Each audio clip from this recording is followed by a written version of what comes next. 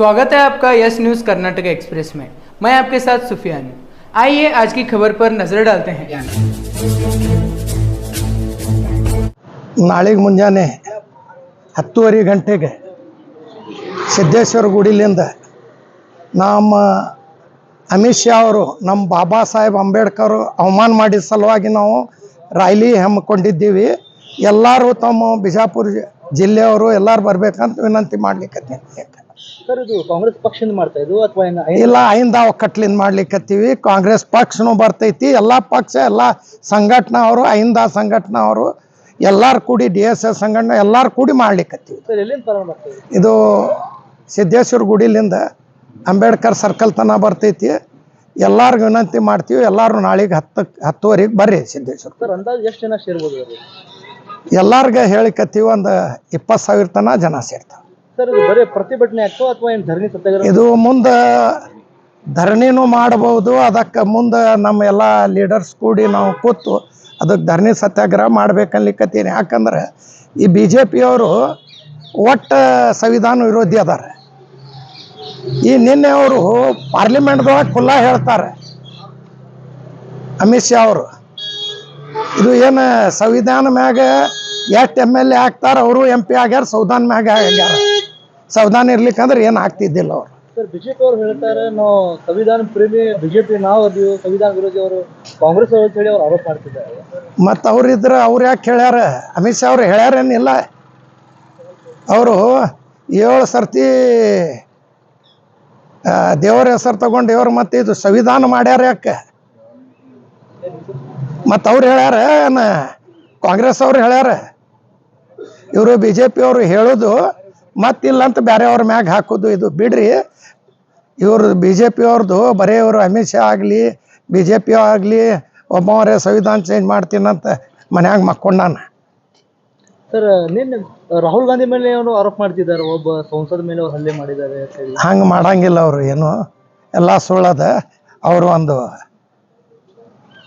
ಮುಂದೆ ಆಗವ್ರು PM ಅದಾರ, ಅವ್ರು ಹಂಗೆ ಮಾಡ್ತಾರೆ. ಸರ್, ಇವತ್ತು ಅದು ವಿಷಯ ತೊಗೊಂಡು ಅವರು ನಿಮ್ಮ ಕಾಂಗ್ರೆಸ್ ಪಕ್ಷಕ್ಕೆ ಮುತ್ತಿಗೆ ಹಾಕಿದ್ರು BJP ಅವರು. ಅವ್ರಿಗೇನು ಕೆಲಸದ ಮಾಡೋದು ತೆಪ್ಪ, ಮತ್ತು ಹೋಗಿ ಎಲ್ಲರ ಮುತ್ತಿಗೆ ಹಾಕೋದು ಮಾಡ್ತಾರೆ. ಇವತ್ತಿನ ಪತ್ರಿಕಾಗೋಷ್ಠಿಯ ಉದ್ದೇಶ, ಮೊನ್ನೆ ಲೋಕಸಭೆಯಲ್ಲಿ ಜಗತ್ತಿಗೆ ಅತ್ಯಂತ ಶ್ರೇಷ್ಠವಾದಂಥ ಒಂದು ಸಂವಿಧಾನದ ಮೂಲಕ ಪರಿಚಯ ಆದಂಥ, ದೇಶಕ್ಕೆ ಅಂತ ಒಳ್ಳೆಯ ಸಂವಿಧಾನ ಕೊಟ್ಟಂಥ ಸಂವಿಧಾನ ಶಿಲ್ಪಿ ಬಾಬಾ ಸಾಹೇಬ್ ಅಂಬೇಡ್ಕರ್ ಅವರಿಗೆ ಅತ್ಯಂತ ಅಪಮಾನಕರವಾದಂಥ ಒಂದು ಘಟನೆ ನಡೆದಿದ್ದು ತಮಗೆಲ್ಲ ಗೊತ್ತಿದೆ. ಅಂಬೇಡ್ಕರ್ ಅವರ ಹೆಸರು ಹೇಳೋದು ಕೆಲವೊಬ್ಬರಿಗೆ ವ್ಯಸನವಾಗಿದೆ, ಅಂದ್ರೆ ಕೆಲವೊಬ್ಬರಿಗೆ ಚಟ ಆಗಿದೆ ಅಂತ ಹೇಳಿ ಅತ್ಯಂತ ಹೀನಾಯವಾಗಿ ಈ ದೇಶದ ಗೃಹ ಸಚಿವ ಅಮಿತ್ ಶಾ ಮಾತಾಡಿದ್ದಾರೆ. ಅವ್ರ ಮಾತಿನಿಂದ ಅಂಬೇಡ್ಕರ್ ವಿಚಾರವಾದಿಗಳಿಗೆ, ಅಂಬೇಡ್ಕರ್ ಸಿದ್ಧಾಂತದಲ್ಲಿ ನಡೆಯುತ್ತಿರೋರಿಗೆ ಅಥವಾ ಸಮಾನತೆಯಲ್ಲಿ ವಿಶ್ವಾಸ ಇಟ್ಟಂತ ನಮ್ಗೆಲ್ಲರಿಗೂ ದೇಶವಾಸಿಗಳಿಗೆ ಬಹಳಷ್ಟು ಮನಸ್ಸಿಗೆ ನೋವು ಮತ್ತು ಘಾಸಿ ಉಂಟು ಮಾಡಿದೆ. ಅದಕ್ಕೆ ಪ್ರತಿರೋಧವಾಗಿ ನಾವು ನಾಳೆ ಶನಿವಾರ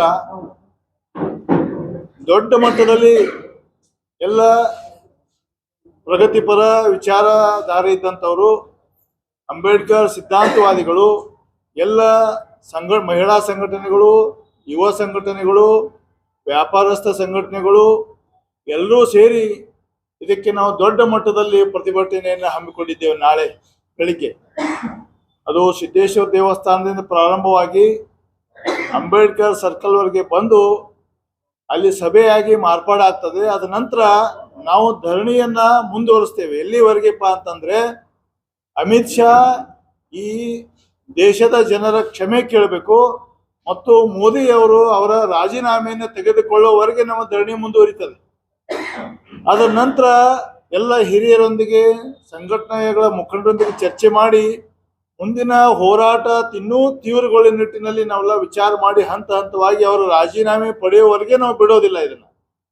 ಅದಕ್ಕಾಗಿ ಇದನ್ನೆಲ್ಲ ನಿಮ್ಮ ಮೂಲಕನೂ ಕೂಡ ಜಿಲ್ಲೆಯಾದ್ಯಂತ ಇರುವಂತ ಎಲ್ಲ ನಮ್ಮ ಬಾಬಾ ಸಾಹೇಬ್ ಅಂಬೇಡ್ಕರ್ ಅವರ ಅನುಯಾಯಿಗಳಿಗೆ, ಅಭಿಮಾನಿಗಳಿಗೆ, ಸಿದ್ಧಾಂತದಲ್ಲಿ ನಂಬಿಕೆ ಇಟ್ಟಂತ ನಡೆಯೋರಿಗೆ ಸಂದೇಶವನ್ನ ಕೊಡುವಂತ ಒಂದು ಪ್ರಯತ್ನ ನಿಮ್ಮ ಮುಖ ಆಗ್ಲಿ ಅನ್ನಂತ ಒಂದು ವಿನಂತಿ ಮಾಡಿಕೊಳ್ಳೋ ಸಲುವಾಗಿ ಇವತ್ತಿನ ಪತ್ರಿಕಾಗೋಷ್ಠಿಯನ್ನು ನಾವು ಕರೆದಿದ್ದೇವೆ. ದೇಶದ ಗೃಹ ಮಂತ್ರಿಗಳಾದ ಅಮಿತ್ ಶಾ ಅವರು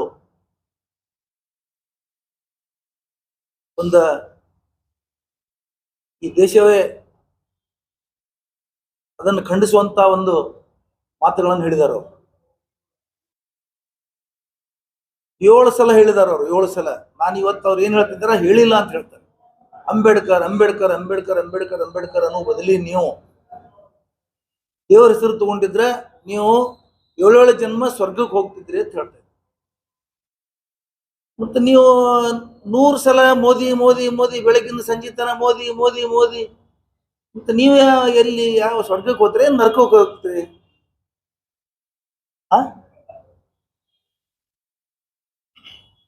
ಈ ದೇಶದ ಜನರಿಗೆ ಒಂದು ಅಸ್ಮಿತೆ, ಡಾಕ್ಟರ್ ಬಾಬಾ ಸಾಹೇಬ್ ಅಂಬೇಡ್ಕರ್ ಅಂದ್ರೆ ಒಂದು ಅಸ್ಮಿತೆ,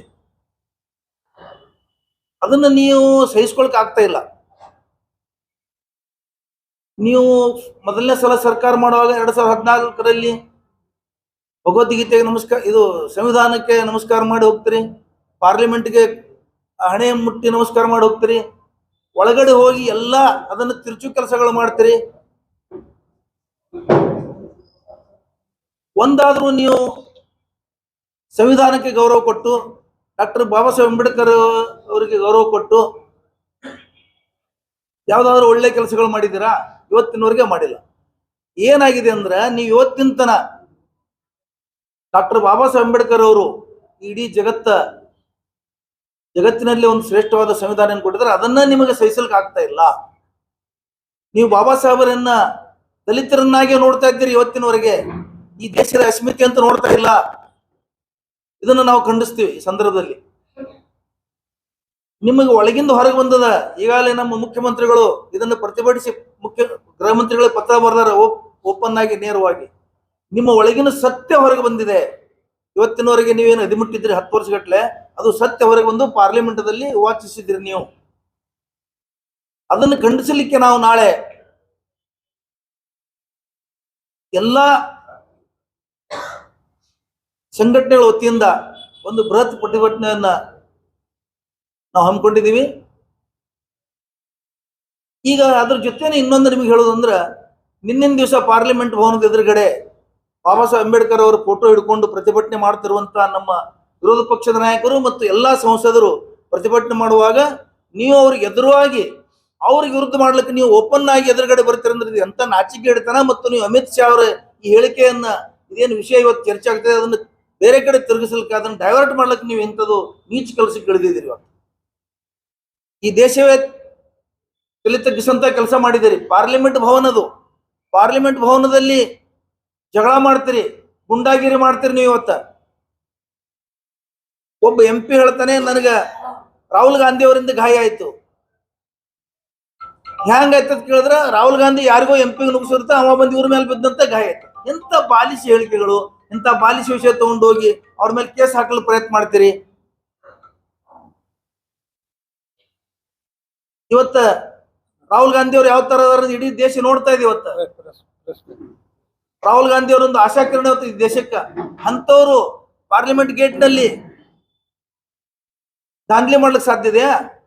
ನೀವು ಎದುರುಗಡೆ ಬರೋದು ಯಾಕೆ? ಯಾರಾದ್ರೂ ಇವತ್ತಿನವರೆಗೆ ದೇಶದಲ್ಲಿ ಒಂದು ಪ್ರತಿಭಟನೆ ಮಾಡುವಾಗ ವಿರೋಧ ಪಕ್ಷದವರಲ್ಲಿ ಅಥವಾ ವಿರೋಧ ಗುಂಪಿನವರು ಇವತ್ತಿನ ತನ ಪಾರ್ಲಿಮೆಂಟ್ದಲ್ಲಿ ಅಥವಾ ಹೊರಗಡೆ ಯಾವತ್ತೂ ಎದುರಾಗಿಲ್ಲ. ಇವತ್ತು ನೀವು ಎದುರುಗಡೆ ಪಾರ್ಲಿಮೆಂಟ್ ಸದಸ್ಯರನ್ನು ತಗೊಂಡು ಕಳಿಸ್ತೀರಿ ಅಂತ ಹೇಳಿದ್ರೆ ಅಮಿತ್ ಶಾ ಅವ್ರದ್ದು ಎಂತ ಒಂದು ಕೀಳು ಮಟ್ಟದ ಅವ್ರದ್ದು ವಿಚಾರ ಇದೆ ಅಂತ ತಿಳ್ಕೋಬೇಕು. ಪ್ರಧಾನಿ ನರೇಂದ್ರ ಮೋದಿ ಅವರು ಅದನ್ನ ಆಕ್ಷನ್ ಅಲ್ಲಿ ಅದನ್ನ ಸಮರ್ಥನೆ ಮಾಡ್ಕೊಳ್ಳೋಕೆ ಹೋಗ್ತಾರೆ, MP ಗಳ ಸಮರ್ಥನೆ ಮಾಡ್ತಾರೆ. ಇವತ್ತ ಬಾಬಾ ಸಾಹೇಬ್ ಅಭಿಮಾನಿಗಳಿಗೆ ಬಹಳ ನೋವಾಗಿದೆ ದೇಶದಲ್ಲಿ. ಬಾಬಾ ಸಾಹೇಬ್ರ ಹೆಸರು ಹೇಳಿದಕ್ಕ ಅವರು ತಿರುಚ್ತಾ ಇದ್ದಾರೆ ಅಂತ ಹೇಳಿ ಇವರು ಅಮಿತ್ ಶಾ ಅವರು ಪತ್ರಿಕಾ ಹೇಳಿಕೆ ಕೊಡ್ತಾರೆ. ಪಾರ್ಲಿಮೆಂಟ್ದಲ್ಲಿ ರೆಕಾರ್ಡ್ ಇದೆ. ಪಾರ್ಲಿಮೆಂಟ್ದಲ್ಲಿ ವಿಡಿಯೋ ಇದೆ, ಅಲ್ಲಿ ರೆಕಾರ್ಡ್ ಆಗಿದೆ, ಅದನ್ನು ತಿರುಗಿಸ್ತಾರೆ ಅಂತ ತಿಳ್ಕೊಂಡು ಪಾರ್ಲಿಮೆಂಟ್ ಹೊರಗೆ ಇವರು ಇವತ್ತ ಅದನ್ನು ಪತ್ರಿಕಾ ಹೇಳಿ ಕೊಡ್ತಾರೆ. ಇಂಥವೆಲ್ಲ ಪ್ರತಿಭಟಿಸುವ ಸಲುವಾಗಿ, ಇಂಥವಕ್ಕೆಲ್ಲ ಕನಸು ಸಲುವಾಗಿ, ಮತ್ತು ನಾವು ಬಾಬಾ ಸಾಹೇಬ್ ಅಂಬೇಡ್ಕರ್ ಅವರ ಒಂದು ಅಭಿಮಾನಿಗಳು ಮತ್ತು ಎಲ್ಲ ಹಿಂದೂ ಸಂಘಟನೆ, ಎಲ್ಲ ಪ್ರಗತಿಪರ ಸಂಘಟನೆಗಳು ಕೂಡಿ ನಾವು ನಾಳೆ ಶನಿವಾರ ದಿವಸ ಇಂಥ ಎಲ್ಲ ವಿಷಯಗಳ ಬಗ್ಗೆ ಪ್ರತಿಭಟನೆ ಮಾಡೋದು ಅಷ್ಟೇ ಅಲ್ಲ, ನಮ್ಮಂತೂ ಕೊಡಂಗಿಲ್ಲ ಗೊತ್ತಿದೆ. ಅದಕ್ಕೆ ನಾವು ಅವರು ಕ್ಷಮೆಯಾಚಿಸಿ ಇವತ್ತು ಬಾಬಾ ಸಾಹೇಬ್ ಅಂಬೇಡ್ಕರ್ ಅವ್ರ ಗೌರವ ಕಾಪಾಡಬೇಕು ಅಂತ ಹೇಳಿ ಅದಕ್ಕೆ ನಾವು ಮೆರವಣಿಗೆ ಮಾಡ್ತಾ ಇದ್ದೀವಿ. ಅಂತ ಏನು ಪ್ರತಿಭಟನೆಗಳು, ಹೋರಾಟಗಳು, ಚಳವಳಿಗಳು ನಡೀತಾ ಇವೆ. ಈ ನಿಮಿತ್ತವಾಗಿ ಇವತ್ತು ಹಮ್ಮಿಕೊಂಡಂತ ಇವತ್ತು ಹಮ್ಮಿಕೊಂಡಂತ ಕಾರ್ಯಕ್ರಮದ ವಿವರವನ್ನು ಈಗಾಗಲೇ ನಮ್ಮ ವೇದಿಕೆ ಮೇಲಿದ್ದಂತ ಎಲ್ಲ ನಾಯಕರು ಹೇಳಿದ್ದಾರೆ. ಬಿಜಾಪುರ ಜಿಲ್ಲೆಗೆ ಸೀಮಿತವಾದಂತ ಮಾತಂದ್ರೆ ಇದು ಮೀಸಲು ಕ್ಷೇತ್ರದಿಂದ ಆರಿಸಿ ಬಂದಂತ ಸಂಸದರು ಹಾಗೂ ಭಾರತೀಯ ಜನತಾ ಪಕ್ಷದಲ್ಲಿ SC ಮೋರ್ಚಾದ ಅಧ್ಯಕ್ಷ ಸ್ಥಾನ ವಹಿಸಿಕೊಂಡಂತ ನಮ್ಮ ಸಮಾಜದ ನಾಯಕರು ಬಾಬಾ ಸಾಹೇಬರಿಗೆ ಆದಂತ ಅವಮಾನವನ್ನ ಪಕ್ಷದ ಹಿತದೃಷ್ಟಿ, ತಮ್ಮ ಬಿಜೆಪಿ ಪಕ್ಷದ ಹಿತದೃಷ್ಟಿಯಿಂದ ಸಮರ್ಥಿಸಿಕೊಳ್ಳುವುದು ಬಹಳ ಕಠಿಣವಾದಂತ ನಿರ್ಧಾರ. ತಾವು ಮೊದಲು ತಮ್ಮ ಸಮಾಜ, ತಾವು ಎಲ್ಲಿದ್ದೀರಿ, ಎಲ್ಲಿಂದ ಬಂದಿರಿ, ಇದನ್ನ ಗಂಭೀರವಾಗಿ ತಾವು ಆತ್ಮಾವಲೋಕನ ಮಾಡ್ಕೊಳ್ಬೇಕು. ಒಂದು ವೇಳೆ ಕಾರಜೋಳ ಸಾಹೇಬರು, ಜಿಗಜಿರಿ ಸಾಹೇಬರು, ಈ SC ಮೋರ್ಚಾದ ಕಾರಜೋಳ ಸಾಹೇಬರ ಚಿರಂಜೀವಿ ಆದಂತ ಉಮೇಶ್ ಅವರು ಏನು ತಮ್ಮ ಪಕ್ಷದ ನಿಲುವಿನ ಬಗ್ಗೆ ಸಮರ್ಥಿಸಿಕೊಂಡು, ಅಮಿತ್ ಶಾ ಅವರ ಹೇಳಿಕೆಯನ್ನು ಸಮರ್ಥಿಸಿಕೊಂಡು ಇನ್ನು ಮುಂದೆ ಏನಾದರೂ ಹೇಳಿಕೆಯನ್ನು ಕೊಟ್ರೆ ಈ ನಮ್ಮ ಅಂಬೇಡ್ಕರ್ ವಾದಿಗಳು ಎಲ್ಲ ಸಂಘಟನೆಗಳು, ಒಂದೇ ಜಾತಿ ಸೀಮಿತವಾದಂತಹ ಸಂಘಟನೆ ಅಂತ ಹೇಳಲ್ಲ, ಇಡೀ ಬಿಜಾಪುರದ ಎಲ್ಲ ನಾಗರಿಕ ಸಮಾಜದವರು ತಮ್ಮ ಮನೆ ಮುಂದೆ ಧರಣಿ ಮಾಡಬೇಕಾಗುತ್ತೆ. ತಾವು ಎಚ್ಚರಿಕೆಯಿಂದ ಇರಬೇಕು, ಹೇಳಿಕೆಯನ್ನು ಕೊಡಬೇಕು. ಯಾಕಂದ್ರೆ ಇವತ್ತು ದೇಶದಲ್ಲಿ ಇಡೀ ವಿಶ್ವವೇ ಹೇಳ್ತಾ ಇದೆ ಅಮಿತ್ ಶಾ ಅವರು ತಪ್ಪು ಮಾಡಿದ್ದಾರೆ. ಆ ತಪ್ಪನ್ನ ಇಡೀ ಎಲ್ಲಾ ಜನರು ಹೇಳ್ತಾ ಇರುವಾಗ ನೀವು ಒಂದು ಆ ಸಮುದಾಯದಲ್ಲಿ ಹುಟ್ಟಿದವರು ನೀವು ಅದನ್ನು ಸಮರ್ಥಿಸಿಕೊಂಡ್ರೆ ಎಷ್ಟು ನಾಚಿಕೆ ಹೇಳಿತನ ಇದು.